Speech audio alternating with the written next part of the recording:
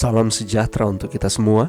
Pelajaran Sekolah Sahabat dengan tema utama 3 Pekabaran Kosmis. Pelajaran ke-7, Menyembah Sang Pencipta. Rabu 10 Mei, Injil Penghakiman Penciptaan. Lihatlah pekabaran malaikat pertama, Injil kekal. Saat penghakiman, sembahlah Sang Pencipta. Lihatlah betapa eratnya keterkaitan ide-ide ini. Ketika kita berdiri di hadapan Pencipta kita dalam penghakiman, hanya Injil yang memberi kita harapan sama sekali. Demikianlah sekarang tidak ada penghukuman bagi mereka yang ada di dalam Kristus Yesus. Roma 8 ayat 1. Tidak ada penghukuman sekarang dan tentu saja tidak dalam penghakiman.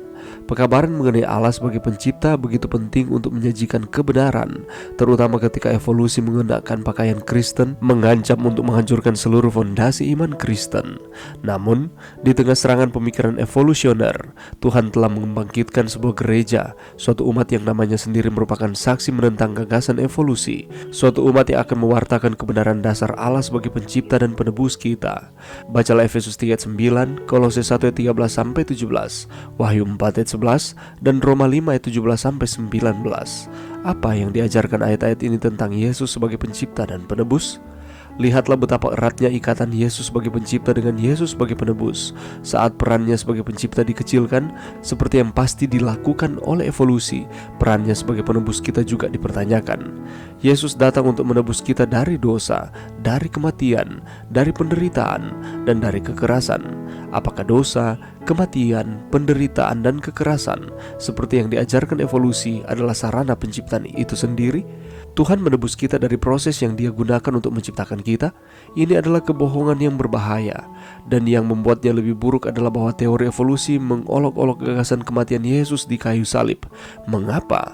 Paulus secara tak terpisahkan menghubungkan pengenalan dosa oleh Adam dengan kematian Yesus. Jadi, ada hubungan langsung antara Adam dan Yesus. Namun, dalam model evolusi manapun, tidak ada Adam yang tidak berdosa yang dapat memperkenalkan kematian. Karena kematian, jutaan tahun kematian, diduga adalah kekuatan dan kuasa yang diperlukan untuk menciptakan Adam sejak awal. Oleh karena itu, sejak awal teori evolusi menghancurkan fondasi salib yang alkitabiah. Sebaliknya, Gereja Masih Advent hari ke-7 dengan memanggil dunia untuk menyembah Sang Pencipta, berdiri sebagai saksi hidup melawan kesalahan ini. Pelajaran yang bisa kita dapatkan pada saat ini, dalam beberapa waktu terakhir, kejahatan telah meningkat dengan penipuan-penipuan yang diadakan oleh setan itu sendiri, yang merenggangkan konsep penciptaan alkitabiah dalam pikiran manusia, yakni teori evolusi. Kalau kita membaca di dalam Kejadian 1 ayat 2 dan 3, ayat ini mengajarkan kepada kita bagaimana Tuhan menciptakan dunia kita dan berapa lama waktu yang diperlukan untuk menciptakan dunia ini.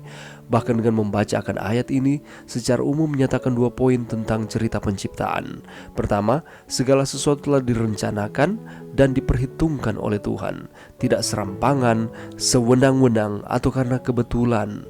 Alkitab tidak meninggalkan ruang apapun untuk hal kebetulan dalam proses penciptaan. Kedua, ayat-ayat ini menyatakan dengan jelas bahwa masing-masing ciptaan telah dijadikan menurut jenisnya sendiri. Masing-masing dijadikan dengan terpisah dan berbeda dari yang lain. Firman Tuhan tidak mengajarkan tentang leluhur alami yang sama atau seperti dari sel yang sederhana untuk semua kehidupan di bumi. Bahkan dari interpretasi kitab Kejadian yang tidak harfiah, 2 poin ini jelas. Tidak ada yang acak dalam tindakan penciptaan, dan tidak ada leluhur alami yang sama untuk semua spesies.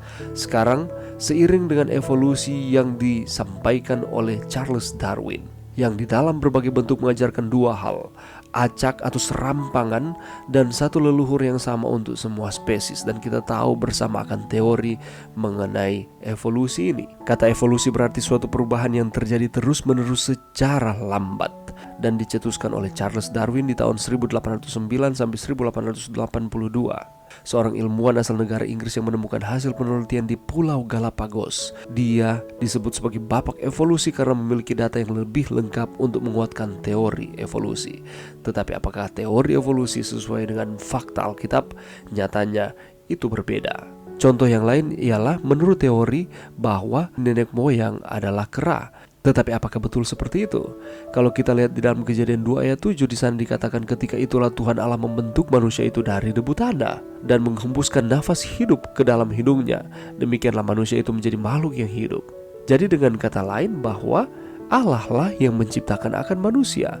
Berbeda dengan teori evolusi yang menyatakan bahwa makhluk hidup berasal dari makhluk hidup lainnya yang kurang sempurna, yang dalam waktu yang sangat lama berproses sehingga menjadi makhluk yang lebih sempurna.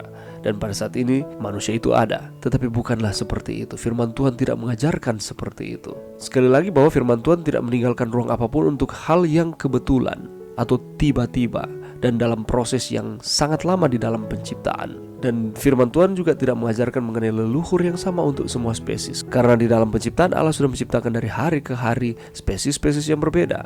Sesungguhnya tidak hanya memiliki kesalahan evolusi yang menyapu jutaan orang sekuler, namun banyak yang mengaku Kristen meyakini bahwa teori itu bisa selaras dengan iman mereka. Meskipun itu kontradiksi, tetapi ada banyak yang secara terang-terangan menyatakan percaya terhadap teori tersebut, walaupun menyebutkan dirinya sebagai orang Kristen. Namun implikasi evolusi dalam konteks peristiwa akhir zaman membuat bahaya penipuan akan semakin nyata. Itulah sebabnya kita harus jeli melihat, mempelajari, merenungkan akan firman Tuhan sehingga kita dapat mengetahui manakah kebenaran yang sesungguhnya. Lebih khusus lagi terkait dengan penciptaan dan evolusi ini. Itulah sebabnya Allah kita adalah Allah yang penuh kasih. Dia menjadikan sesuatu untuk kebaikan kita. Dan Allah menjadikan bukan dengan serampangan untuk kebaikan manusia. Mari kita terus setia kepada Tuhan. Mari berdoa. Terima kasih Tuhan atas firman-Mu pada saat ini. Bantu kami Tuhan untuk kami terus meyakini dengan sepenuhnya bahwa Allah lah yang menciptakan akan dunia ini, termasuk kami manusia. Tujuannya adalah untuk kebaikan kami manusia, untuk dapat menyembah Tuhan. Ini doa kami Tuhan, di dalam nama Yesus. Amin.